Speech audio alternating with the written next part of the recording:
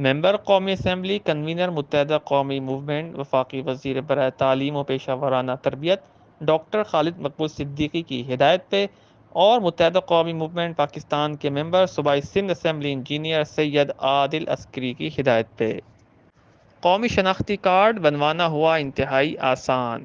کراچی ضلع central M Q M Pakistan کی طرف سے UC5A میں نادرہ بس مہم شروع کر دی گئی۔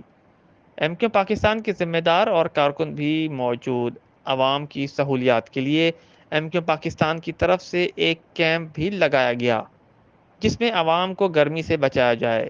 ٹھنڈی مشروبات بھی لگائی گئیں۔